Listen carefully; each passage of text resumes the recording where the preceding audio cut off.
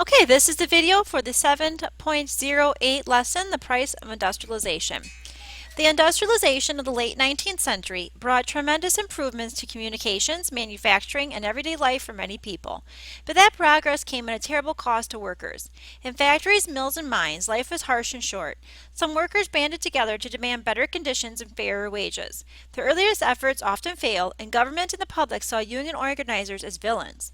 Unionism floundered, and many people, both in the movement and outside of it, thought unions might die out altogether. Goals for this lesson: describe the hazards of industrial life, identify terms associated with the capitalist economy, and recognize Terence Powderly, the Knights of Labor, and their goals. For our lesson resources, remember to get your reading guide and or lesson answer key. And we will start with reading pages 404, 504 through 510, and 414 to 415. The rise of organized labor. In 1886, Andrew Carnegie, the richest man in America at the time, wrote with patriotic pride, "The oldest nations of the earth creep on at a snail's pace. The republic thunders past with the rush of an express." Indeed, the United States experienced stunning economic growth in the decades following the Civil War. By 1900, America's factories produced more manufactured goods than its nearest three competitors, Britain, France, and Germany combined. As America's post-war industrial economy surged ahead, along with the new technologies came changes in the workplace and rising tensions between capital and labor. Historians often use the terms capital and labor to represent two groups in the economy. Capital represents the owners of industry and the financial institutions such as big banks. Labor represents the working class, both the workers themselves and the organizations that advocate their interests and strive to improve their lot. In the era of extraordinary economic growth after the Civil War, ordinary American workers did not share equally in the new prosperity.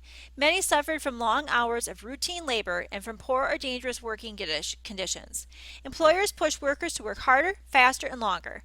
When workers demanded safer conditions or better pay, politicians often proved willing to use government power to protect the interests of capital against the demands of labor.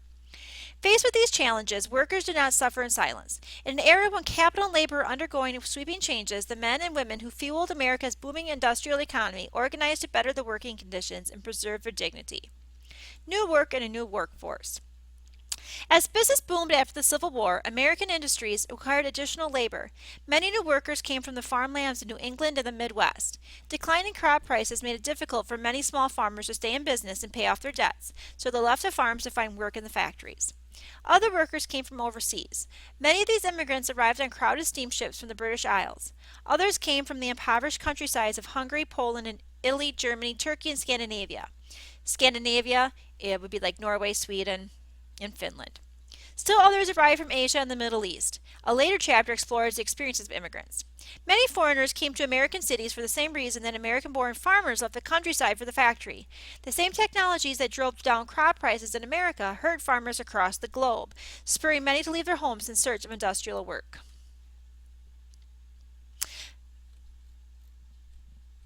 There was also some opportunity for upward social mobility. Some work. Did I miss something? Let's go back a page. Yes, I did.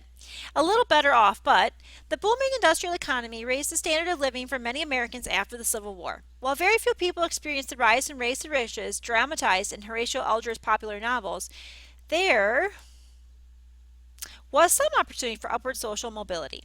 Some workers managed to climb the ranks of the middle class, taking jobs as salespeople, clerks, and managers. Immigrants and former farm workers who took on the unskilled labor in factories also found themselves in some ways better off than they had been. For working class immigrants, even low paying factory jobs in America might pay 5 or 6 times as much as they could earn in their homelands. Because farm products and timber were more abundant in the United States than in Europe, working class American families paid less for food and shelter and might have a little money left over for items like prefabricated clothing and furniture. Still, while there was more wealth to go around in the post-war industrial economy, most of that wealth went to a very small percentage of the population. There remained a wide gap between the working class and the middle class, and an even wider gap between the vast majority of the populace and the class of the super-rich: Carnegie, Vanderbilt, Rockefeller, Morgan, Stanford, and a few others. For all the greater opportunity and small comforts that industrial workers enjoyed compared to the lives in Europe around the farm, much of the work in industrial America was difficult, tedious, and often dangerous. Mass production. Mass production changed the nature of work. Tasks once performed by skilled craftsmen in small workshops where owners labored side by side with workers were transformed by new machinery and new processes that reduced the amount of time and skill required to make a product. Take shoemaking, for example. In 1800, a skilled master craftsman guided a small number of apprentices through the long and complicated process of cutting, shaping, and sewing individual shoes for individual customers. With the invention of the sewing machine, the rise of the factory system, and the military's enormous demand for shoes in standardized sizes during the Civil War, the old ways disappeared. Factory owners began to invest heavily in new machines that could churn out more shoes at a lower cost. One machine nailed on heels, another sewed the upper part of the shoe to the sole. And all a process that once required a single craftsman and his helpers was broken into dozens of separate tasks, each performed by a different factory worker on a different machine. The new shoemaking procedure was so dull and repetitive that one worker complained that he had himself become a mere machine. Once the factories took over, most of the old master craftsmen went out of business. Speed and monotony. Two qualities characterize most mass production work: speed and monotony. Business owners aim to reduce the cost of production by speeding up the work. If there was a way to make something faster and cheaper, business owners tried it. The owners might speed up the rate of work or base wages on the workers' rate of output. One manager boasted, "We keep rates of pay low so they have to keep right at it to make a living." A manager at a Swift meatpacking factory stated, "If you need to turn out a little more, you speed up the conveyors a little and the men speed up to keep pace." Many factory jobs required constant repetition of the same monotonous task over and over, day after day. A report on working conditions described the experience of a woman sorting vegetables in food canneries. Fast-moving conveyor belts carried past the girls and women, a ceaseless stream of peas or beans be picked over for broken or spotted vegetables. Hour after hour from morning till night, the workers' eyes and attention must be intent on the moving stream before them. The tax upon eyes and attention is severe, and even after a considerable experience, women complain of nausea and dizziness resulting from the monotonous examination of the moving surface of the conveyors. The same report described the unrelieved monotony of the work done by girls and women who packed the innumerable small objects which must be wrapped before they reach the retail stores, such as all sorts of glass objects, lamps, crackers, candy, and other foodstuffs. The job demanded from the woman no more judgment or skill than to feed a machine, only speed and the indefinite repetition of dull mechanical movements. Child labor. Many families found it so hard to make ends meet they sent their children to work in the mills, mines, or factories. In the textile mills of New England and the South, young girls assisted in the clacking machines, all the while breathing lint-filled air that caused respiratory disease and shortened many lives. Young boys were sent deep into the cramped shafts of coal mines. Some, as young as 5, worked as breaker boys, separating rocks from newly mined coal. They started work at dawn and picked at the coal all day long, chewing tobacco to keep from swallowing coal dust. Children who worked 12-hour days, 6 days a week, had no time to attend school. When interviewed, many admitted they had never heard of George Washington or Abraham Lincoln. One youngster, when asked to locate Europe, guessed that it was on the moon. And here's a picture. Children often worked at dangerous and unhealthy jobs to help support their families. This young girl is working in a cotton mill. Dust-covered breaker boys at a Pennsylvania coal mine. By the early 1880s, a handful of states passed laws saying that children had to be at least 12 to work, and that child laborers could put no more than 10 hours a day. But these laws were rarely enforced, so many employers ignored them. The hazards of industrial life. While some skilled workers earned high wages, most laborers did unskilled work for low pay. They hunched over machines in factories or hauled crates on and off ships. They cut and sewed garments in dark, crowded, stifling factories called sweatshops. They laid track on thousands of miles of railways. They swept streets, served meals at restaurants, or cleaned chimneys and gutters. They did all this without the benefits of a minimum wage, medical care, or safety laws. When business was slow, they were fired. Supervisors kept a watchful eye on the activities of their workers, constantly searching for new ways to control them. The managers of a cotton mill in Forsyth County, North Carolina, painted over the windows to keep the workers from gazing out at the countryside. 19th century factory employees worked 12 and even up to 16 hours a day. In 1889, the Bundy Manufacturing Company began to produce time clocks. These devices monitored the specific times when workers arrived at and left the workplace. Each worker would punch in by inserting a paper card into the time clock, which would register the time on the card. For those who left the farm for the factory, the time clock was especially hard to get used to. On the farm, they worked according to the sun and its changing seasonal rhythms. Now they had to adjust to a factory system designed to keep them working hard and consistently for hours on end. Many factories were unhealthy and even dangerous places to work. Repetitive movements caused muscles to ache and joints to throb with pain. Workers fainted in overheated sweatshops and steel factories. Lint floating in the air of cotton mills filled workers' lungs, making it difficult to breathe. Coal dust in the mines led to a fatal disease known as black lung, causing a person to suffocate to death slowly over the course of years. Injury and death rates were high.